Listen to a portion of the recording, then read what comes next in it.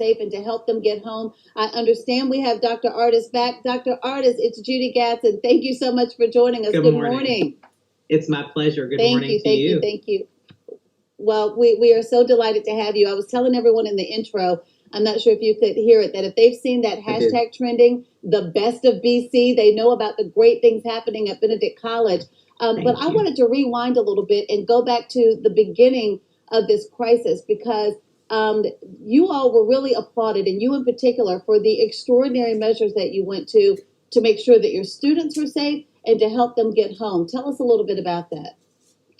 Well, thank you, Judy. A pleasure to be here. Benedict College, of course, was following very closely the COVID crisis, and in particular, the governor's stance and his directives as it relates to declaring a state of emergency and, of course, closing both our K-12 education system and our public higher education system. We did not see a significant distinction between public and private education when it comes to matters of public safety. And so on Sunday, I believe maybe it's 17th, when the governor issued his order, we followed suit and immediately reached out to our board of trustees to express that we would be closing the campus in accordance with the governor's orders, and express some consternation that we would have a number of students who would not be financially able to move quickly and to evacuate the campus. And I would say, to my surprise, but you know what? I'm not surprised. They're an amazing group of people. They really stepped up and began sending resources immediately. Several trustees either brought cash by the office or overnighted resources if they were far away. One board member in particular purchased 45 plane tickets for students. We had a local board member literally bring us envelopes of cash to give to students who would be traveling long distances and who might have layovers in airports and things like that and simply need something to eat. So it was a major effort, a Herculean effort, and we could not have done it without the generosity of our Board of Trustees and some community members, including the Lynx, the Columbia chapter of the Lynx Inc. also made a contribution. So we were very fortunate to have great support. Absolutely. Dr. Artis, Madeline Cudahy here. Thank you again for being with us.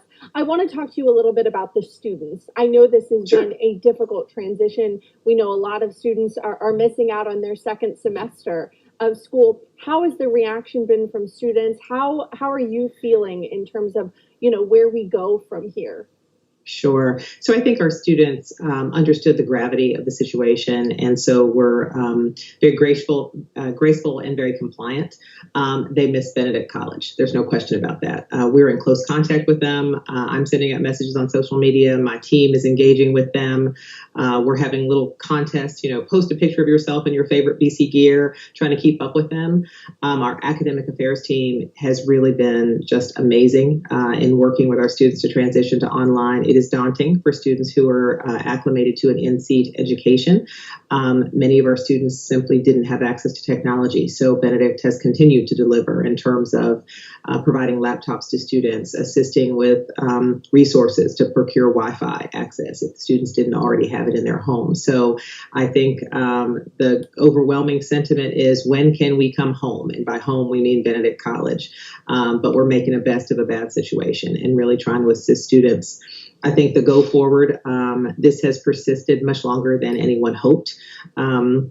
It effectively wiped out the remainder of the academic year and, of course, has forced us to postpone commencement, particularly difficult decision. We are currently rescheduled for August the 8th. And so, again, our hopes and prayers are that we will get beyond the peak, the plateau, and of course, get back into a safe space where our students can come home and celebrate their commencement and reopen in the fall on schedule, which I think is are going to be a real challenge for us. I think a lot of colleges and universities right now are really rethinking what that fall might look like, depending on when we're able to safely reopen our campuses.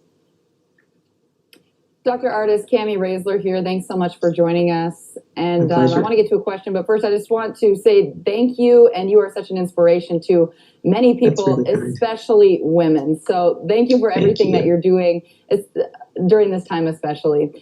Can you share anything about tuition? Have there been any adjustments to tuition during this for maybe students that aren't particularly fond of online learning? Has there been any talk of that?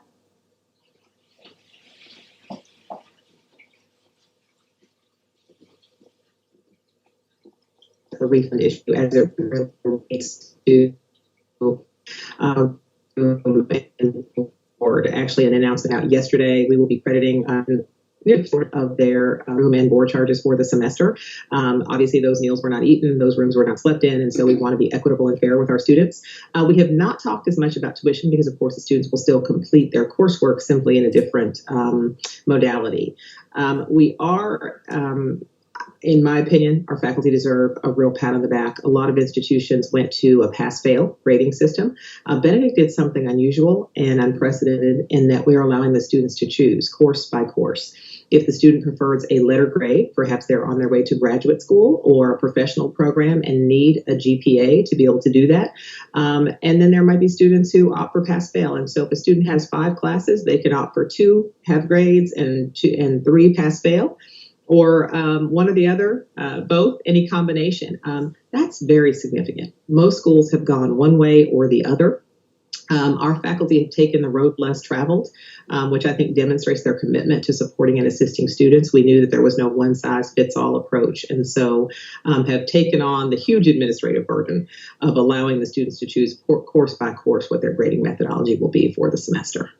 Well, let me just make sure I include this because it is so important. You know, when they talk about the best of BC, they really do mean that over at Benedict. And like I said earlier, technology is great when it works, but we want to congratulate them. Dr. Artis was named the 2020 recipient of the Best Leadership Award, and also the school received the Innovation Award for the new innovation programs at Benedict College. And I will also be sure to post more about the virtual learning certificate programs that they are launching over at Benedict because they are offering a discount because of everything going on with COVID-19. So that's certainly a great opportunity, especially for those who might be looking to pivot with their career choice at this point as we work through this crisis together. So our thanks to Dr. Roslyn Clark Artis, our shout outs to all of the Benedict Tigers for hanging in there, and we'll be checking in with them to hear more about the best of HC in the days